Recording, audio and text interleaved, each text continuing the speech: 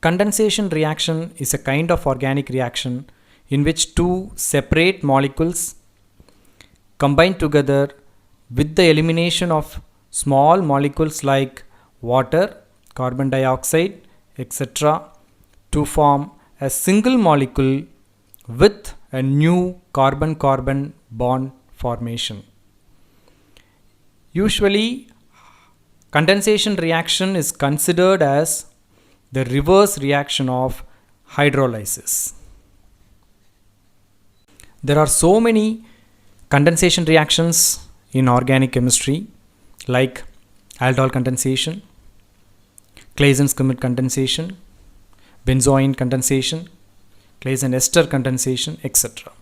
In this video, we are going to discuss in detail about aldol condensation. Come, let's get into the topic.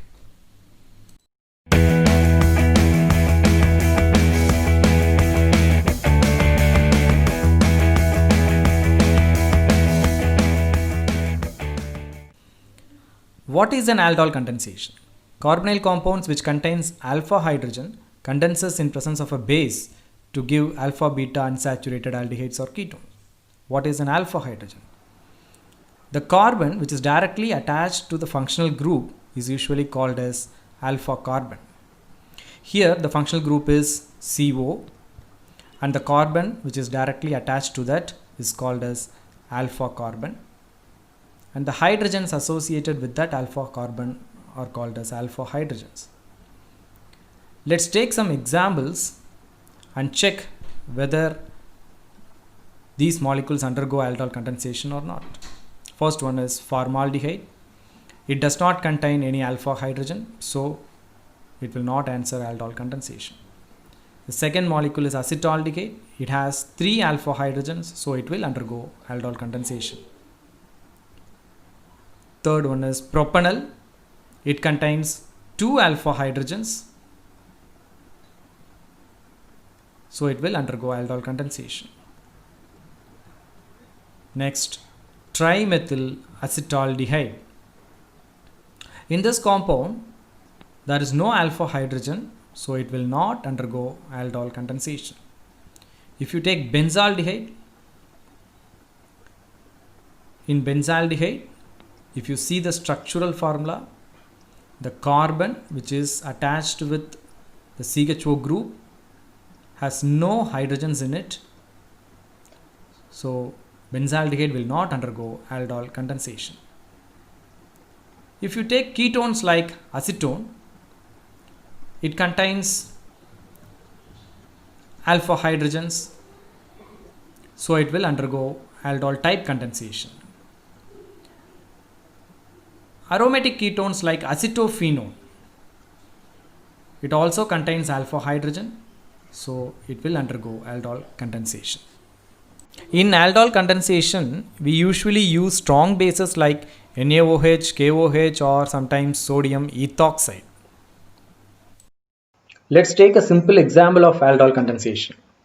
When acetaldehyde is treated with a dilute NaOH solution, it first forms an addition compound which contains both alcohol group and aldehyde group. This compound is usually called as aldol, and the IUPAC name of this compound is 3-hydroxybutanol, which on heating eliminates 1 mole of water. That is, we are removing this OH group and a hydrogen from neighboring carbon. Here we have to decide which carbon. That depends upon Zaitsev rule, which says that highly substituted double bond is more stable. So we are removing the hydrogen from alpha carbon, which forms alpha beta unsaturated aldehyde as the final product. The first reaction is called as aldol reaction, and the complete reaction is mentioned as aldol condensation. Let's discuss the mechanism of the reaction. In the first step, the base will abstract alpha hydrogen from one molecule of acetaldehyde and forms a carbanion. The carbanion acts as a nucleophile. It attacks the second molecule of acetaldehyde, which leads to the formation of an alkoxide ion.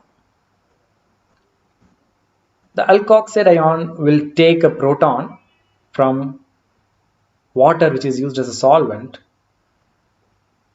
to form the aldol.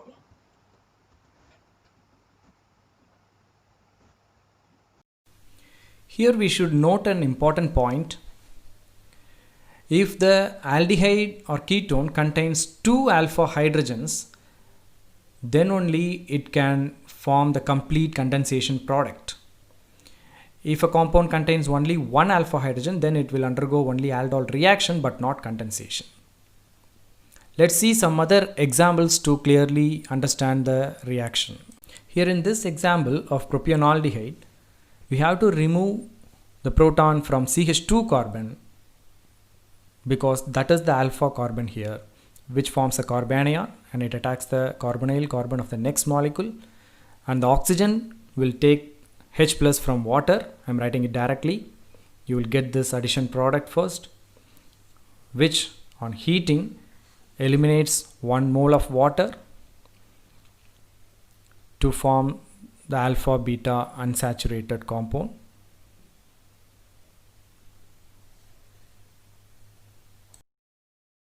There is a trick to find out the final product directly.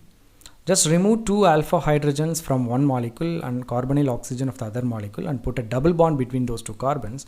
You will get the final product directly.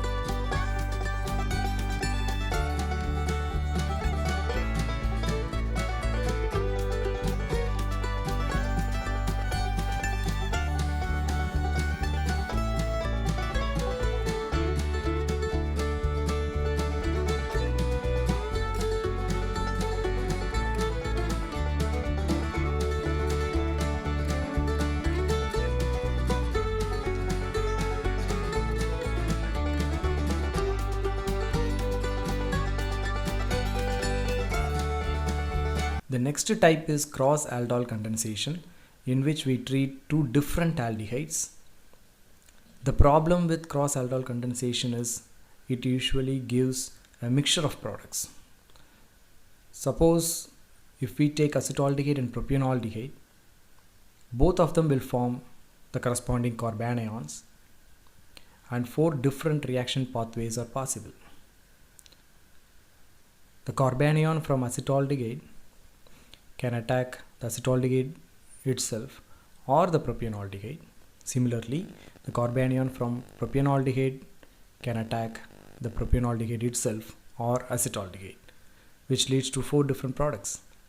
2 of them are self-condensation products and 2 of them are cross-condensation.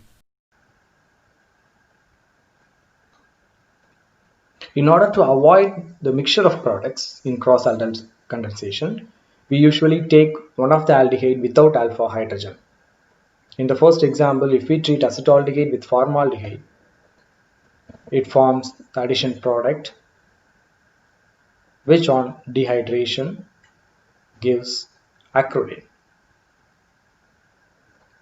Similarly, if we treat cyclohexanone with formaldehyde, the cyclohexanone will form the carbanion and it attacks the formaldehyde. The addition product formed will undergo dehydration to form the final product. Next, we are going to discuss about intramolecular aldol condensation. Compounds having two carbonyl groups like diketones undergo intramolecular aldol condensation to form cyclic compounds, usually with 5 or 6 membered ring.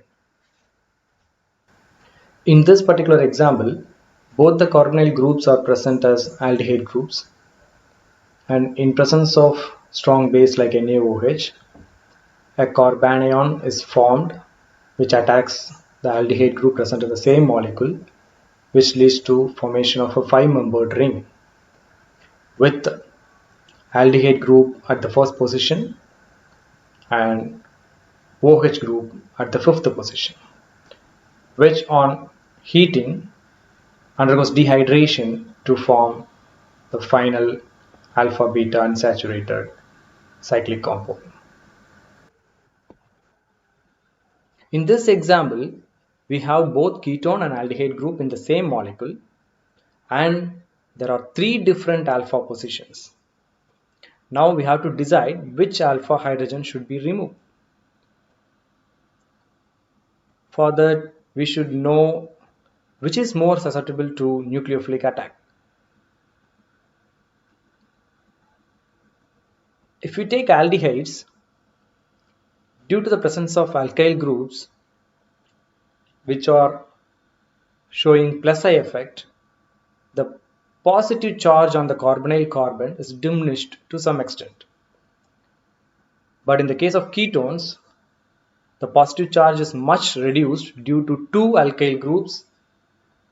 So aldehydes are much more reactive than ketones. That is, a nucleophile can easily come and attack the carbonyl group of aldehydes rather than ketones. So we usually remove the alpha hydrogens associated with ketones, which forms a carbanion, and it attacks the carbonyl group of the aldehyde. In this compound, there are 2 alpha carbons associated with ketone. From which one we have to remove the hydrogen?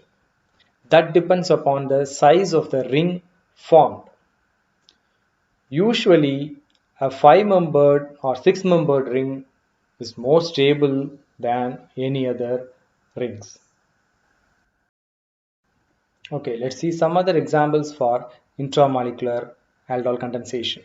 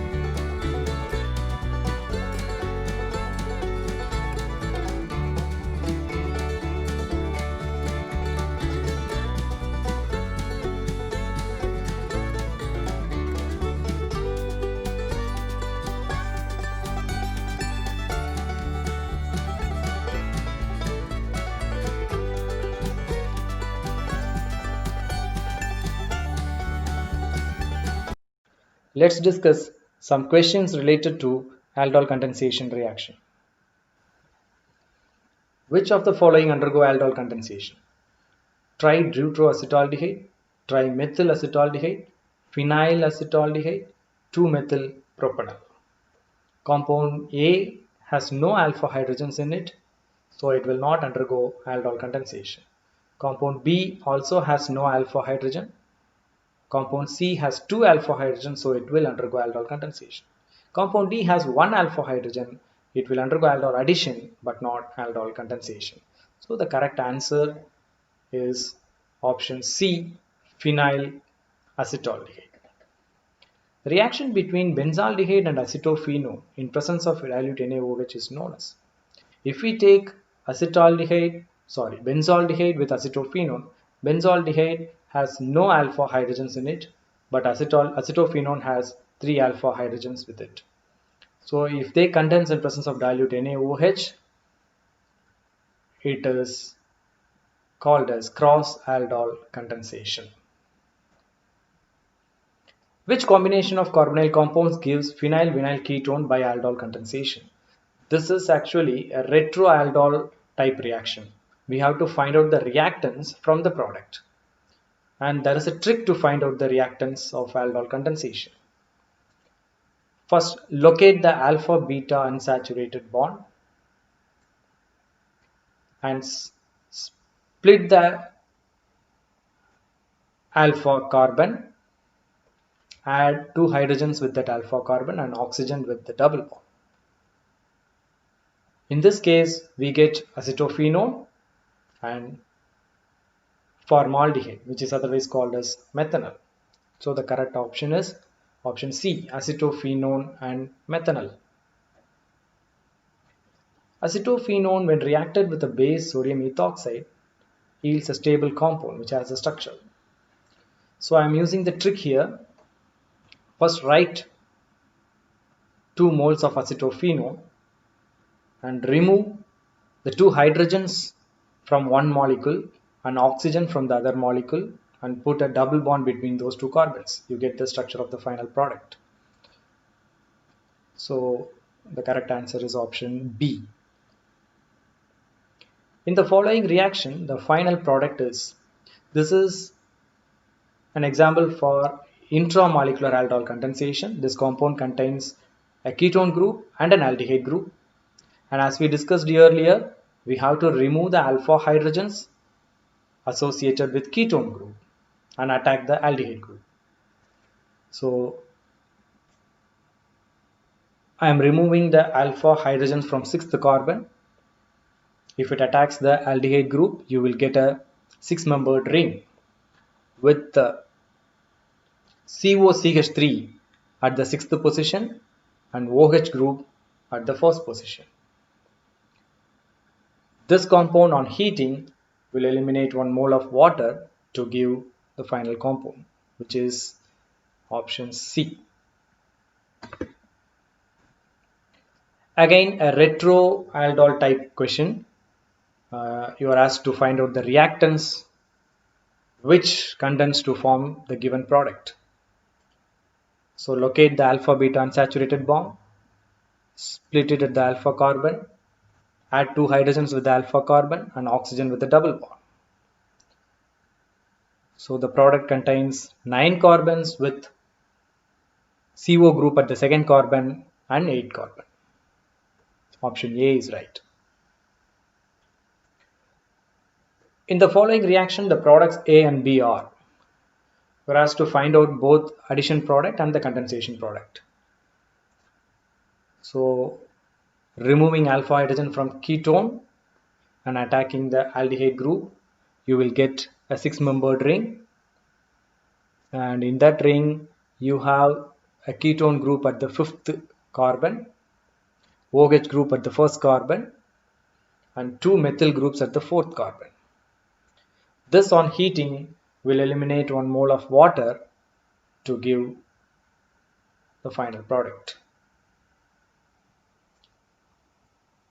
So the correct answer is option B.